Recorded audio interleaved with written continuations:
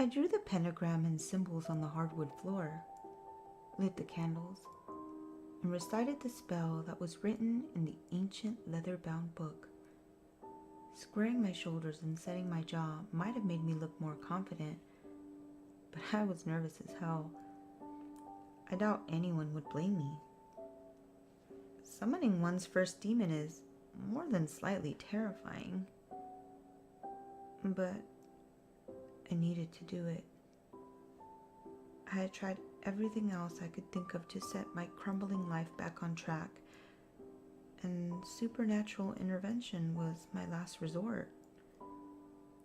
Thick black smoke swirled within the circle of symbols as tortured screams filled the room.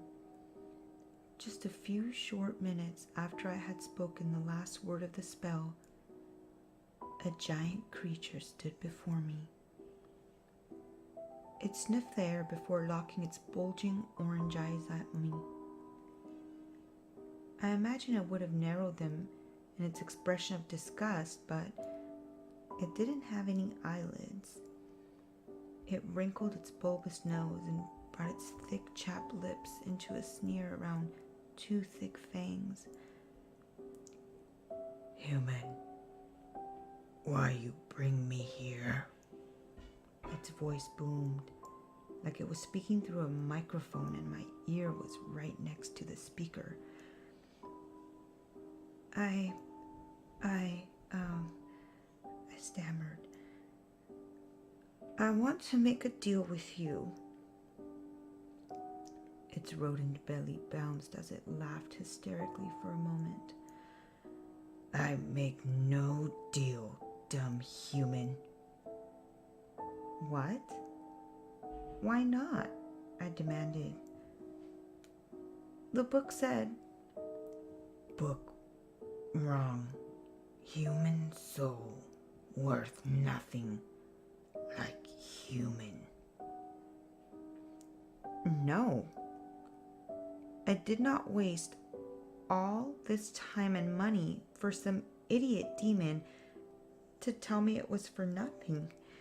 You're going to help me, or I'll... I was interrupted by an angry roar. The demon clenched its clawed fingers into a fist and came at me, splintering the wood beneath its enormous hoofs with each step. I don't know if the creature didn't see the ceiling fan because the room was dark, or because it was so furious that it wasn't paying attention, but I was given the opportunity to run when its head smashed through the wooden blades and the globe around the bulb shattered.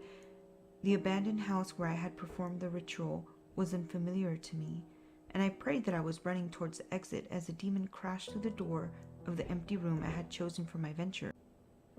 It slammed into the wall and raced after me, stumbling over decaying furniture left behind by the long-gone inhabitants of the dwelling. I let out a half-victorious, half-terrified yell as I found the stairs to the first level and began my hurried descent. Just as I reached the front door near the base of the steps, I heard a deafening yelp followed by a loud crash. The demon had tripped at the top of the stairs and tumbled down them. Once its massive body hit the landing at the bottom, the floor collapsed and the monster fell to the basement below. The sudden silence intrigued me, so I cautiously walked to the giant hole in the floor and peered through it. The creature let out a groan and gingerly sat up while rubbing its head. It looked around the rotting basement floor before shifting its gaze up at me. The dazed look on its face was replaced by one of embarrassment, followed by one of fury. It got on its feet and reached for the remnants of the floor above. When it realized that it couldn't quite reach, it jumped. You would think that such a powerful creature would have no problem leaping the 2 feet it needed, but it wasn't even close. When it landed, one of its hooves awkwardly hit some rubble, and the beast fell on its back. It growled in frustration, sat up, and glared at me intensely. I suddenly felt a freezing cold and blazing hot at the same time. and decided that was the time to get out of Dodge. I ran to my car and thank God that I picked a place in the middle of nowhere. At least no one was in imminent danger if that thing ever escapes. At least, if it decides to attack you, you'll hear it coming from a mile away. Thanks for tuning in. Till next time.